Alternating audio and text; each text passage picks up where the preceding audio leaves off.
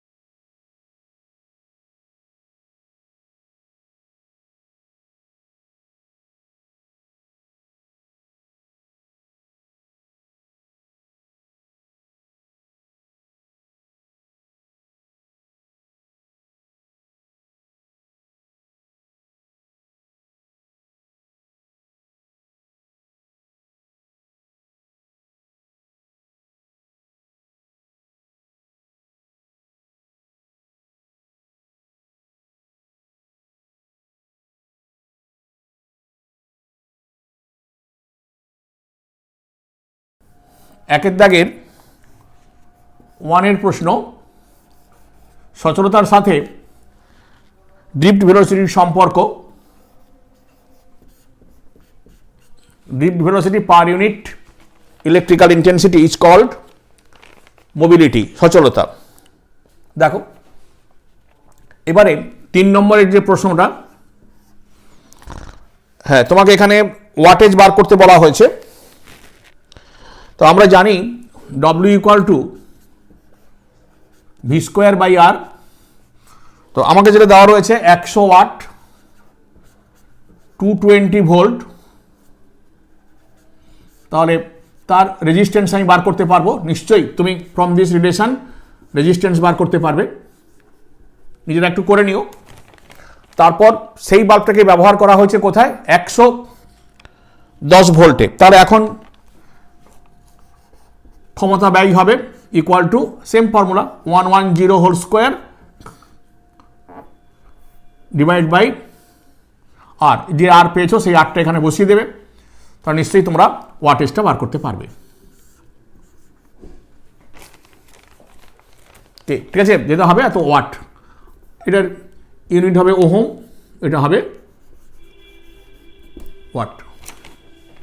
ঠিক আছে, আচ্ছা এবারে দেখো 5-এর দাগেরটা, এটা তোমাদের এটাও করা। আমরা জানি রেজিস্ট্যান্স R = ρ × L/A।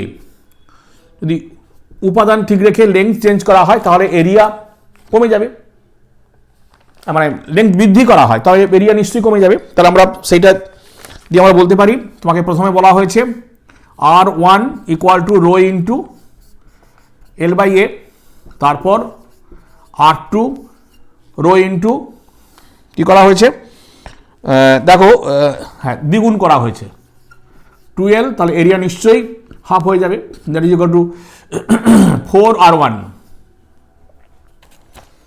ঠিক আছে, তাহলে তোমার শতকরা চেঞ্জ, পার্সেন্টেজ চেঞ্জ,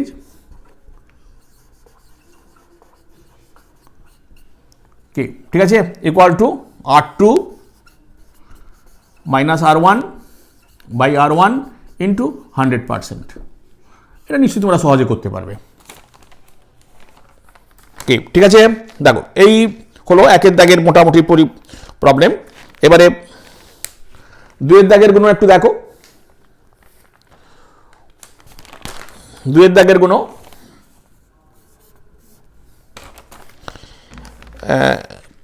দুয়ের দাগের 1, রোধের উষ্ণতা গুণাঙ্ক বার করতে বলা হয়েছে। তো আমরা খুব ইজি জানি, RT equal to R0 1 plus alpha T, যেখানে আলফাটাকে আমরা রোধের উষ্ণতা গুণাঙ্ক বলি।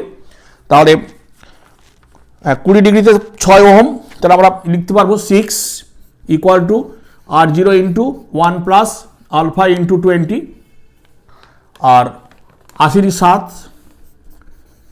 R0 into 1 plus alpha into 80। ঠিক আছে, এটাকে ভাগ করে দাও, তুমি আলফার ভ্যালু পেয়ে যাবে। সলভিং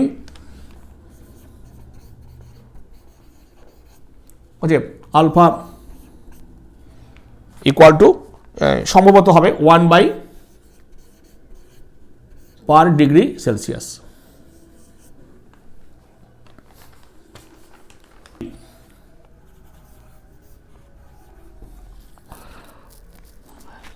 এখানে বলেছে তোমাকে 1200 ওহম রোধ 220 ভোল্টের সঙ্গে লাগানো আছে, তাহলে তার R1 R2 1:2:3 অনুপাতে যদি ভেঙে ফেলা হয় তাহলে ভোল্টেজ কত হবে। এটা তোমাদের সকলে করতে পারবে, তবু আমি বলে দিই। এই যে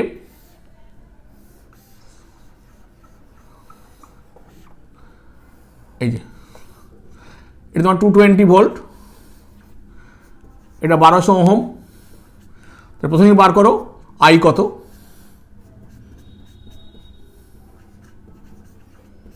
বাই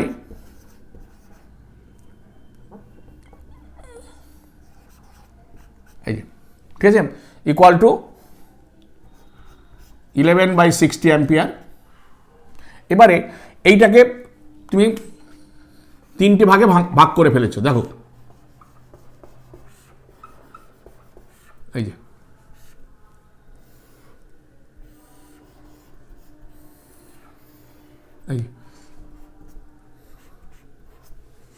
তা নিশ্চয়ই এটা রেসপেক্টে ভোল্টেজ কত বার করতে পারবে, এটা রেসপেক্টে ভোল্টেজ কত বার করতে পারবে। ঠিক আছে, আমরা কি অনুপাতে ভাগ করেছি, 1:2:3, তাহলে নিশ্চয়ই 6, তাহলে এটা হবে 200, এটা হবে 400, এটা হবে 600। দেখো, তাহলে এদের প্রত্যেকের মধ্যে দিয়ে আই কারেন্ট যাচ্ছে, তাহলে আমি নিশ্চয়ই V1 V2 V3 বার করতে পারবো। দেখে নাও কত হবে। তাহলে V1 ইকুয়াল টু হবে, হ্যান্স V1 ইকুয়াল টু হবে 200 into 11/60 volt. V2 equal to হবে 400 ইন্টু 11/60 ভোল্ট। আর V3 ইকুয়াল টু হবে 600 ইন্টু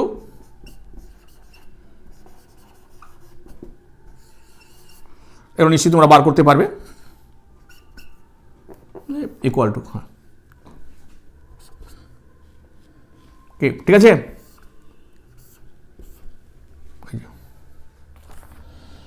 আচ্ছা, এবার দেখো কোশ্চেন নাম্বার 3, 2-3। এটা ড্রিফট ভেলোসিটি বার করতে বলা হয়েছে। আমরা জানি I ইকুয়াল টু NEAVD। দেখো, তাহলে হেন্স VD ইকুয়াল টু আমরা কত পাবো, I বাই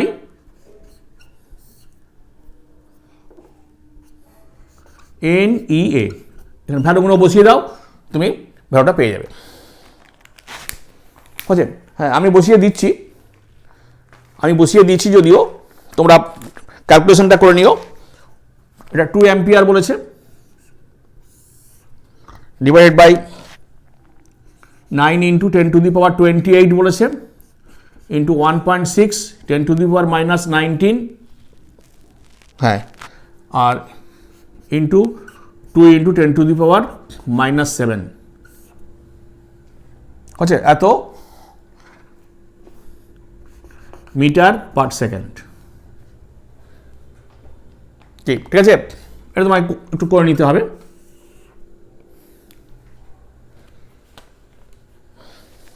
হচ্ছে, এবারে চলে আসি কোশ্চেন নাম্বার 4।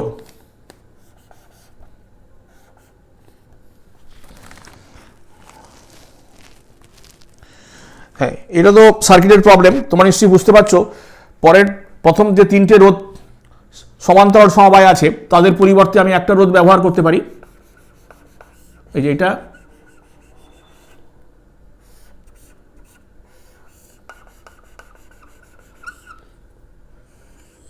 এই দেখো,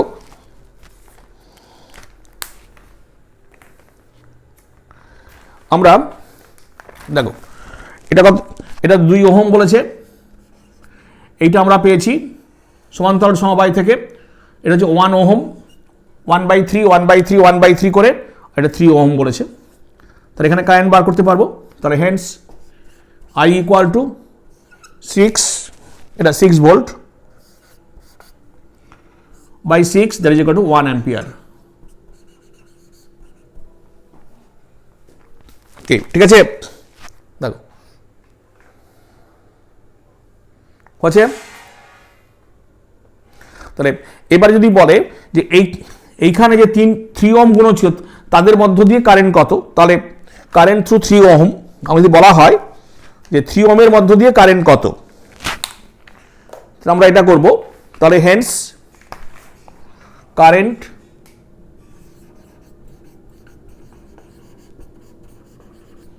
through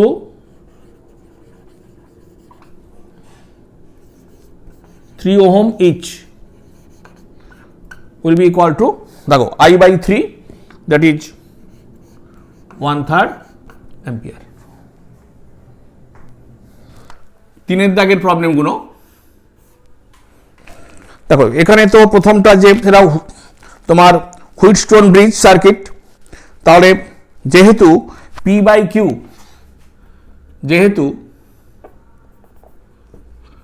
P/Q equal to R/X, দেখো, ঠিক আছে, ইকুয়াল টু, সার্কিটটা দেখে নিও। তাহলে সো নো কারেন্ট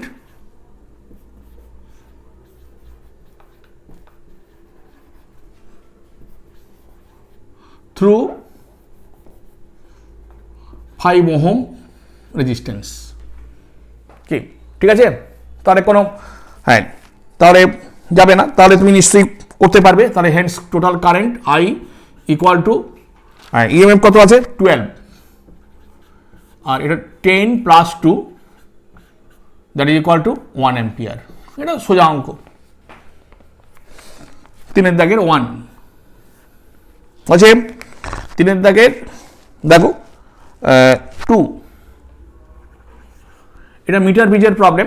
আমরা এটা করতে পারি 2.5 by x equal to L1 by 100 minus L1. This is equation number 1.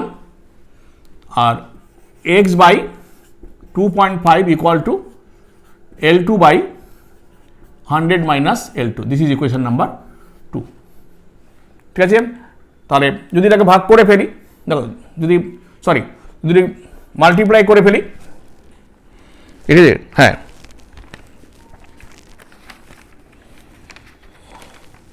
ঠিক আছে, দেখো, হ্যাঁ, যদি আমরা মাল্টিপ্লাই করে ফেলি তাহলে কি হবে, L1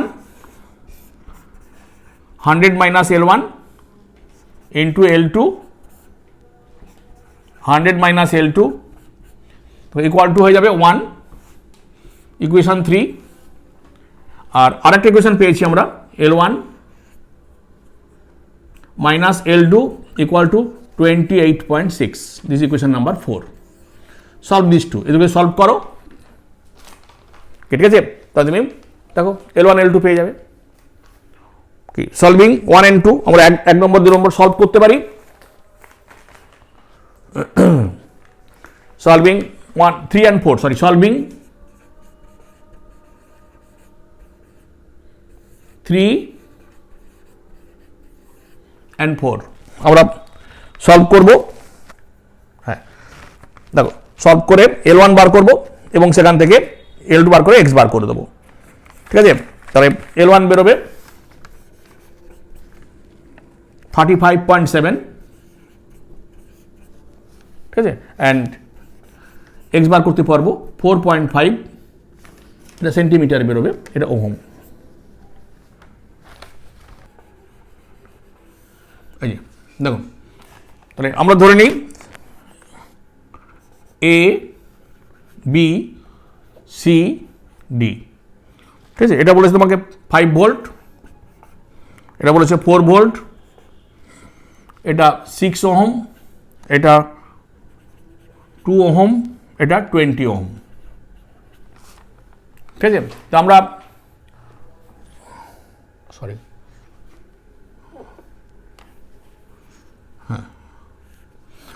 ধরা যাক এটা হচ্ছে তোমার I1, এটা হচ্ছে I2, এটা হচ্ছে I3। তাহলে আমরা প্রথমে বলবো I3 equal to I1 plus I2, this is equation number 1। ঠিক আছে, এবারে কিরচফ সেকেন্ড ল আমরা অ্যাপ্লাই করতে পারবো। ধরা যাক আমরা এই ডিরেকশনে অ্যাপ্লাই করলাম, তাহলে hence loop AC BA, AC BA, দেখো তাহলে কি হবে 2I3 প্লাস এখানে এসে এই যে 20I1 equal to 5 loop ADCA, ADCA, দেখো এখান থেকে বলতে পারবো মাইনাস 6I2, হ্যাঁ 6I2 মাইনাস 2I3, আছে, হ্যাঁ ইকুয়াল টু 4।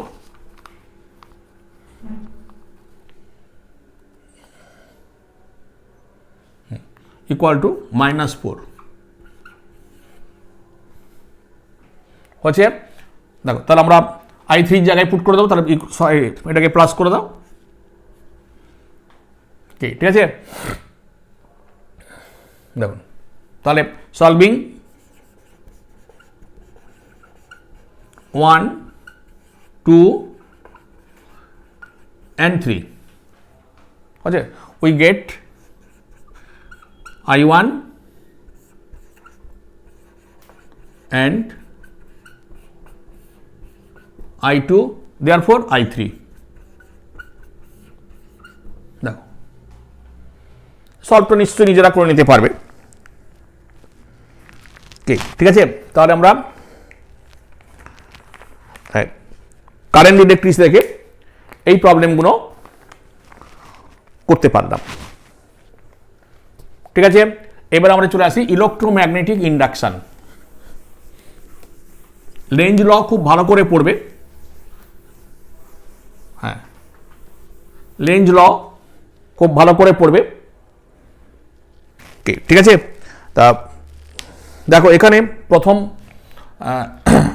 প্রথম একের দাগের 6 নম্বর যে প্রবলেমটা রয়েছে, যে ট্রান্সফর্মারের দক্ষতা, দেখো দক্ষতা eta equal to power output by power input, that is equal to E output into by এটা ইনপুট EI, ঠিক আছে?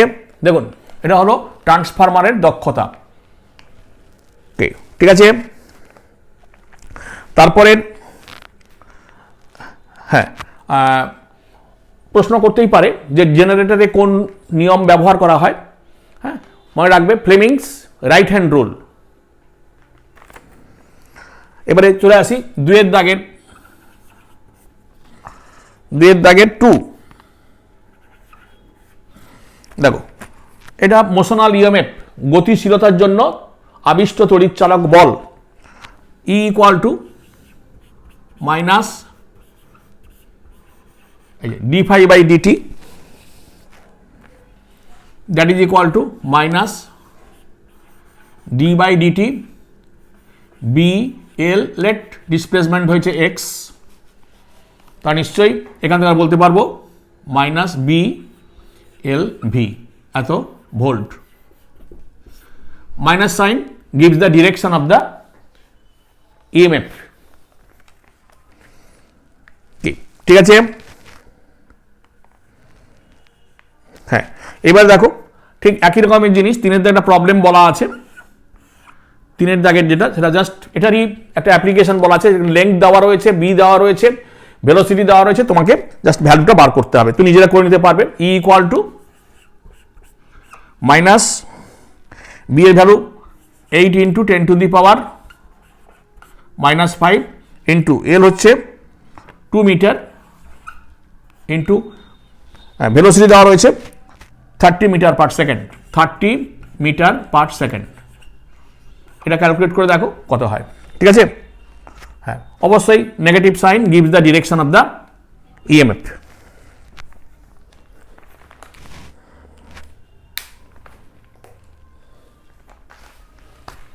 ঠিক আছে। এইবার আমরা চলে আসি 4 নম্বর প্রবলেম। দেখো, হ্যাঁ, আমরা জানি induced EMF equal to L into dI by dt, এটাকে বলা হয় সেলফ ইন্ডাকটেন্স। ঠিক আছে। Therefore L equal to E by dI by dt. দেখো, ঠিক আছে। তাহলে হ্যাঁ, তোমাকে ডিআই বাই ডিটি, আগে ডিআই বাই ডিটা বার করে নাও। DI by dt equal to 4, 2 minus minus 2, 2 minus minus 2, that is 4 divided by 0.05, okay, that is equal to 80 ampere per second। okay, দেখুন। হ্যাঁ, তাহলে এবারে ই এর ভ্যালু পুট করে দাও। ই এর ভ্যালু আমাকে কত বলেছে? ই এর ভ্যালু বলেছে 8 ভোল্ট, 8 বাই 80। ঠিক আছে। 0.1 হেনরি সেলফ ইন্ডাকটেন্সের ভ্যালু। 2-এর দাগের 5 নম্বর প্রবলেম। দেখো, আমাকে ফ্লাক্স বলে দেওয়া হয়েছে, ফাই ইকুয়াল টু বলে দেওয়া হয়েছে 5t square minus 4t plus 1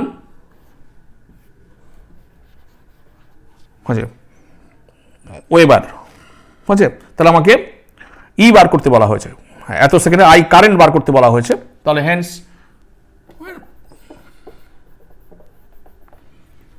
ঠিক আছে। তাহলে আমরা বলবো E equal to minus d phi by dt. তাহলে মাইনাস দেখো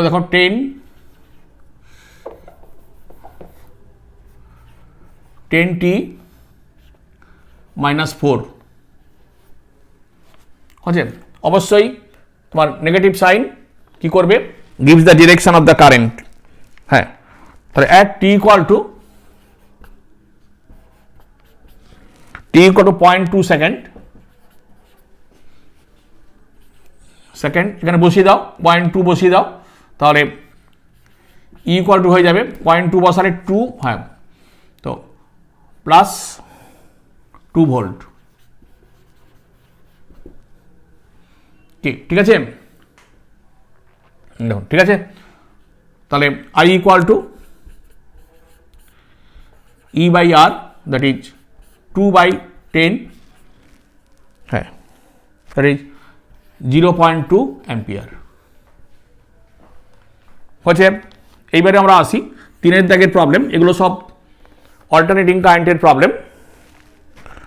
এর 1 আমাকে বলা হয়েছে 200 sin 341t এত ভোল্ট বলেছে। এর আরএমএস ভ্যালু কত, তাহলে RMS equal to E0/√2, that is 200/√2। Clear? হ্যাঁ, এত ভোল্ট। ঠিক আছে, এবার বলেছে ফ্রিকোয়েন্সি কত, ফ্রিকোয়েন্সি। ওকে, ফ্রিকোয়েন্সি আমরা জানি ω/2π, এখানে omega equal two 314/2 into 3.14, that is 50 hertz.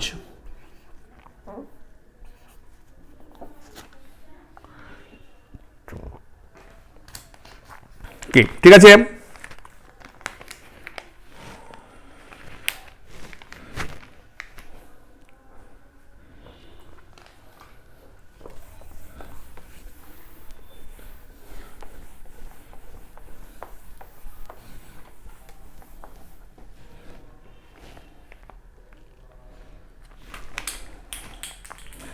দেখো এইবারে আসি 3 দাগে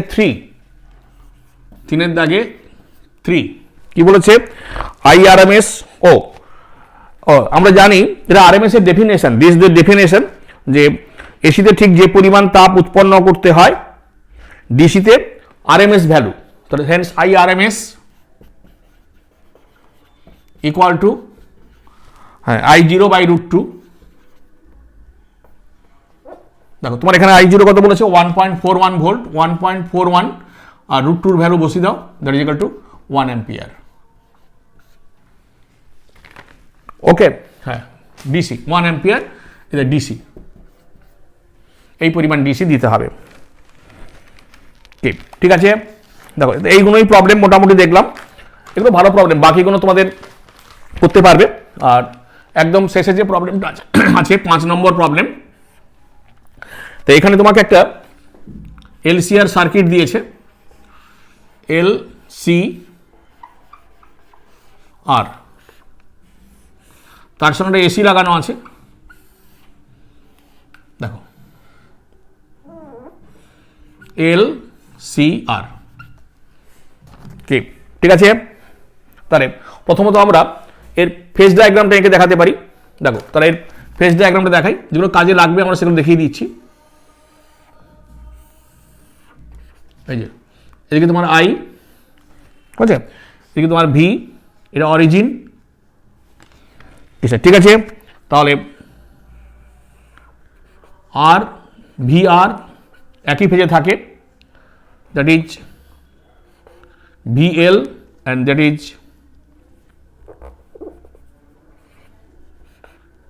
VC। দেখো ঠিক আছে, তাহলে আমরা এখান থেকে VL মাইনাস VC করতে পারি।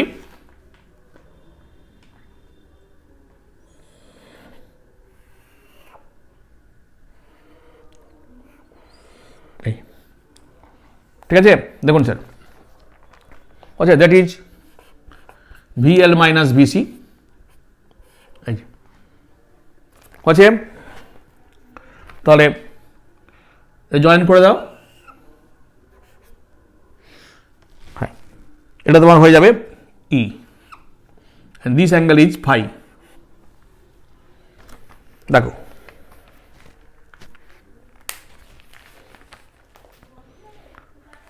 দেখো খুব ইম্পর্টেন্ট, দিস ইজ আমার ফেজ ডায়াগ্রাম। তাহলে এখান থেকে আমরা ক্যাপিটাল জেড বার করতে পারি। Impedance capital Z of the circuit √R² plus ω/L minus ω/C whole square, এত ওহম। দেখে নাও, ঠিক আছে। তাহলে I equal to current through this circuit, I will be equal to E, this is E by capital Z, আছে। দেখুন sir, ঠিক আছে, এত অ্যাম্পিয়ার কি, ঠিক আছে। তাহলে হোয়েন, যখন omega L minus 1/ωc equal to 0, তখন যখন এই টার্ম হবে তখন কি হবে, জেড ইকুয়াল টু আর, তখন জেড ইকুয়াল টু আর এটা হবে, and I will be equal two I max, ঠিক আছে। দেখো, এবং তখন এই সার্কিটটা পুরো রোধকের ন্যায় কাজ করবে।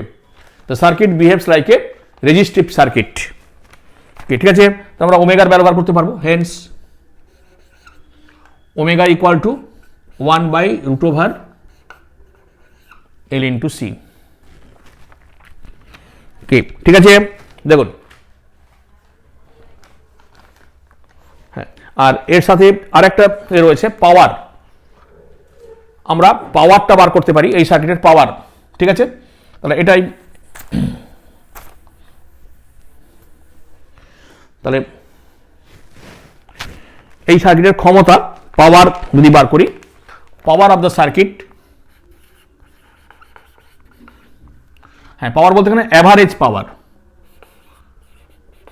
পাওয়ার average equal to E RMS into I RMS into cos phi. দেখো, খুব ইম্পর্টেন্ট জিনিস, যেখানে আমরা ফাইটাকে বলি, হ্যাঁ ঠিক আছে, ফেজ বা power factor, phi is called power factor, ঠিক আছে। দেখো, তাহলে আমরা এখানে তোমাকে একটা ট্রায়াঙ্গেল দিয়ে দেখাতে পারি। দেখো, যদি এরকম দেখাই যে এটা তোমার রেজিস্ট্যান্স, এই যে দেখো এটা তোমার হচ্ছে আর, এটা ওমেগা এল মাইনাস 1/ωc, ঠিক আছে। তাহলে এটা হচ্ছে তোমার capital Z, and this is phi. তাহলে এখান থেকে বলতে পারি cos phi equal to R/Z। তাহলে hence power average will be equal to ERMS IRMS into R/Z,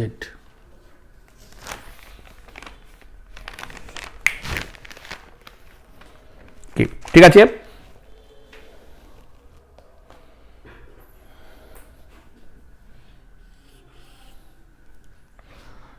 তাহলে এই হলো আমার সাজেশনের প্রবলেমগুলো। নিশ্চয়ই তোমরা এর আগের এপিসোডগুলো দেখেছো, তোমাদের উপকারে লাগবে, এবং আমার বিশ্বাস আমরা যে সাজেশন দিয়েছি তার থেকেই তুমি সমস্ত কোশ্চেন কমন পাবে। তোমরা আমাদের সঙ্গে থাকো, আমাদের সাবস্ক্রাইব করো, আমাদের পরবর্তী যে ভিডিও আসবে সেখানে আমরা উচ্চ মাধ্যমিকের জন্য বেশ কয়েকটি প্রবলেম, সাজেস্টিভ প্রবলেম দেব, যেগুলো আসতে পারে পরীক্ষায়। সেই প্রবলেমগুলো তোমরা করতে পারো, আমরা অবশ্য সেগুলোকে সলভ করে দেওয়ার চেষ্টা করব। তারপরের এপিসোডে তোমরা ফাইনাল আরও একটি সাজেশন পেতে পারো, যারা আমাদের সঙ্গে আছো তাদের সুবিধের জন্য। ধন্যবাদ।